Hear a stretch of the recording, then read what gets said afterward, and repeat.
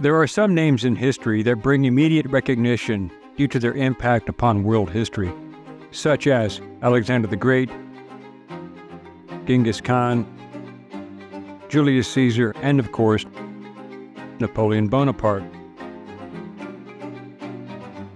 Ridley Scott's new feature film Napoleon has received just criticism for not being historically accurate and leaving out some major events that shaped world history, and highlighted Napoleon's strengths, yet failed to expose his greatest weaknesses and failures. Napoleon was as divisive a figure in history as anyone who has ever lived. His entire adult life was fighting wars, both being revered and vilified, as well as finally being defeated and exiled. Who was the real Napoleon Bonaparte? What were his greatest successes? What were his greatest defeats? Why did most of Europe rise up against him? Hello, I'm Colin Heaton, military veteran, historian, author, and welcome to this episode of Forgotten History.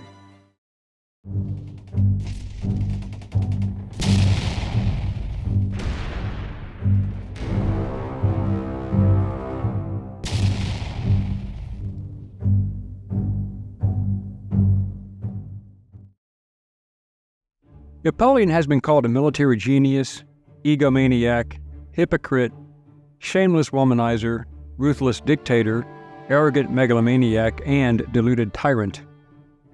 All of these facets of his character are probably true. Napoleon was also known as Napoleon I and was born on August 15, 1769 in Ajaccio, Corsica, a year after France acquired the island from the city-state of Genoa, making him therefore French by birth. He was the second of 8 surviving children born to Carlo Buonaparte, an Italian lawyer, and Letizia Romolino Buonaparte, both of lower Genoese nobility, but they were not a wealthy family. The spelling of the family last name also changed as a result. Napoleon attended school in mainland France at École Militaire, where he learned French, Latin, history, geography, and excelled at mathematics. He was a stellar student and received an appointment to the French Military Academy in 1785.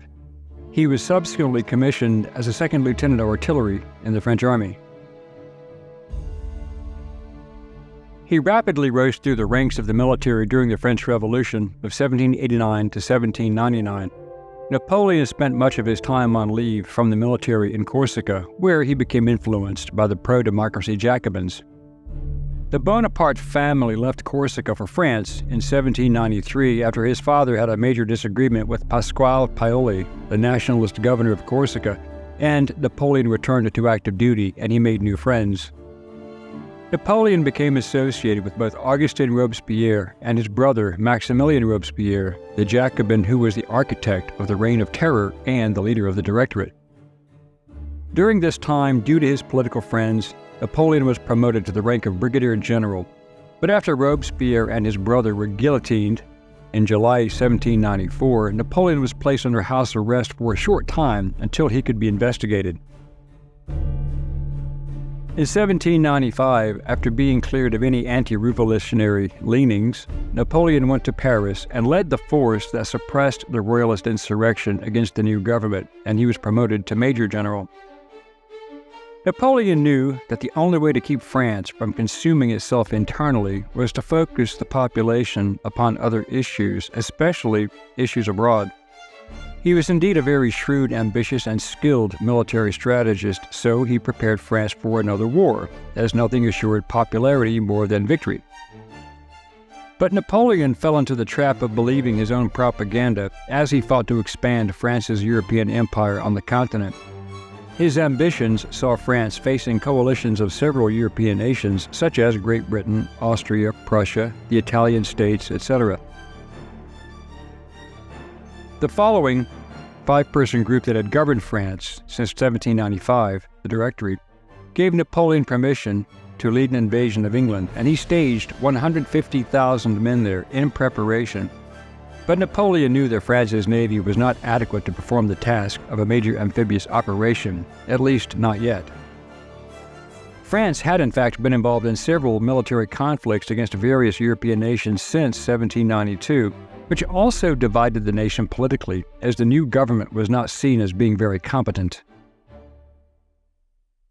But in 1796, Napoleon made his name when he commanded a French army that defeated a greater Austrian force during the campaign in Italy. Due to this victory, France and Austria signed the Treaty of Campo Formio in 1797, with the French gaining additional territory. Also, in 1796, Napoleon, seeing the political advantages of marrying well, married Josephine de Beauharnais, a well-connected widow 6 years older with 2 teenage children. She was born to a wealthy white Creole family that owned a sugar plantation in Martinique. She was a daughter of Joseph Gaspard Tascher, a chevalier or a knight, and Seigneur de la Pagarie. He was a former lieutenant of Marines, and his wife, the former Rose Claire de Verger de Sanois, whose maternal grandfather, Anthony Brown, was Irish. After 5 years of warfare, the first coalition alliance of Austria, Prussia, Great Britain, Spain, and various Italian states fell apart, and peace was established, at least for a while. Napoleon was waiting for his chance. The second coalition was formed in 1798, led by Britain, Austria, and Russia, and including the Ottoman Empire, Portugal, and Naples to challenge France yet again. Napoleon's star was on the rise, and in November 1799, he managed to launch a coup d'etat and seize power, known as the Coup of 18 Brumaire, making Napoleon first consul, effectively France's political leader. Always enterprising, Napoleon proposed an invasion of Egypt to eliminate the British trade routes with India, which was approved. In July 1798, the French defeated the Mamelukes at the Battle of the Pyramids, which was a great propaganda victory. But Napoleon, while a great tactician on land, was not that savvy when it came to organizing the navy. The British, seeing the danger, decided that Napoleon may have Egypt, but his forces would never leave alive. The French fleet, anchored at Aboukir Bay near Alexandria, was destroyed by Admiral Horatio Nelson's bold plan to attack the ships at anchor on their landward side at the Battle of the Nile on August 1st through 3rd, 1798, and the French army was stranded. In early 1799, Napoleon decided to take his remaining army and add to the forces landing in Ottoman Empire-ruled Syria in a campaign of conquest, which ended with a failed siege of Acre in modern-day Israel. Napoleon then abandoned his soldiers and slipped away back to France. But he was still on a war footing, and in June 1800, at the Battle of Marengo, France once again defeated Austria, removing them from the Italian campaign. These events, Great Britain signed the Treaty of Amiens in 1802, but it was only a pause in what would be called the Napoleonic Wars. During this period, Napoleon realized that just simply providing military victories was not enough. He saw the shortcomings in France from where the Revolution and the Directory had fallen short. He focused upon creating a centralized government and reformed the banking system and education, while supporting science and the arts, and he worked on France's relationship with the Vatican, which had taken a turn for the worse due to the Revolution. But his greatest accomplishment was changing the French legal system by creating the Napoleonic Code, and it was adopted throughout the French Empire and is still the framework of French civil law. As we all know, wars are expensive, and Napoleon needed to raise hard currency, and in 1803, he sold the Louisiana Territory to the United States for $15 million, which became known as the Louisiana Purchase, more than doubling the size of the United States. Seeing the opportunity to solidify his power, Napoleon crowned himself Emperor of France in 1804 at Notre Dame Cathedral in Paris, which did not sit well with many of the other crowned heads of Europe. In December 1804, the Anglo-Swedish agreement led to the creation of the Third Coalition, bringing France's old enemies back into an alliance once again. In August 1805, Napoleon and 200,000 French troops pushed across the Rhine River and defeated the Austrians at Ulm and held the Danube River, bagging 60,000 prisoners. Napoleon was on a high after this latest victory, and he was allied with Spain when on Monday, October 21, 1805, the British fleet under Admiral Horatio Lord Nelson destroyed the combined French and Spanish fleets in the greatest battle during the Age of Sail. the Battle of Trafalgar. For months, the Royal Navy had blockaded the French and Spanish fleets under the overall command of French Admiral Pierre-Charles Villeneuve in the harbor of Toulon, France. When their fleet broke out, they arrived in Cadiz, Spain, and then attempted to break out again on October 21st. Nelson was waiting and engaged with 27 ships of the line with 2,148 cannons and a total of 17,000 crewmen and Marines versus the Spanish with 15 ships of the line and the French with 18, with a combined force of 30,000 men and 2,632 cannon. 5 hours after the first shot was fired, the British had won. France would never recover from this defeat, and the British would become the world's dominant military maritime nation in the world until World War II. The threat of a French invasion of Britain no longer existed.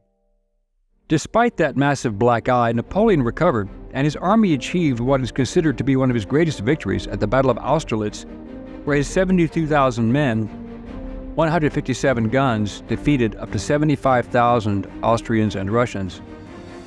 The Allies lost around 16,000 troops killed or wounded, and many died of their wounds later, and at least 11,000 were captured, while Napoleon only lost 8,852 soldiers.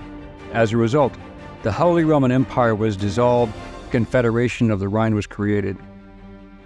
Napoleon also decided to wage large-scale economic warfare against Britain with the establishment of the so-called continental system of European port blockades against British trade in 1806.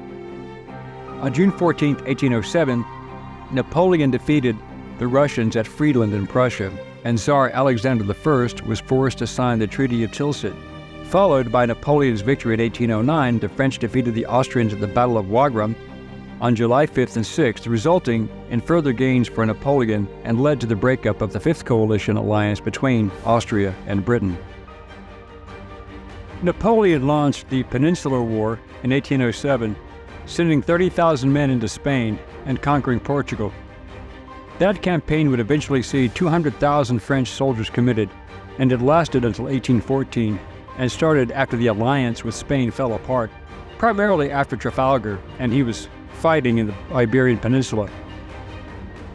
Napoleon found himself fighting the armies of Spain, Portugal, and Great Britain, the latter getting involved as there was really no other front they could effectively engage in. It was also a guerrilla war, especially by the Basques in the north, in the Pyrenees Mountains. That the French were not prepared for. The Spanish and Portuguese called it the War for Independence. In this theater, the French would have their first exposure to the man who would eventually doom Napoleon on land as Nelson had done to him at sea, General Arthur Wellesley, who later became the first Duke of Wellington. We will see him again in Part 2. Napoleon's personal fortunes also changed due to the fact that Empress Josephine had not produced an heir, and he had their marriage annulled in 1809 so he could remarry and produce an heir. In 1810, Napoleon married Marie-Louise Habsburg, the daughter of the Emperor of Austria, Franz I, who is also the Holy Roman Emperor, Franz II. The following year, Napoleon Francois Joseph Charles Bonaparte, or Napoleon II, was born, and he was given the title King of Rome. Napoleon had several illegitimate children outside of his marriage as well. At this time, Napoleon Bonaparte was at the zenith of his power, and his ambitions only grew as a result. The war in Spain and Portugal would be a major mistake that would drain his forces and resources, but yet he was to embark upon an even greater debacle that, as we will see in Part 2, would be the beginning of the end of his reign and power. Thanks for watching today's episode of Forgotten History. If you like this episode, please consider becoming a channel member or joining our Patreon page. This would help us offset the ever-increasing cost of production. As always, please like, share, and comment. And if you have any show ideas, please contact us, and we'll get back to you as soon as possible. Until next time.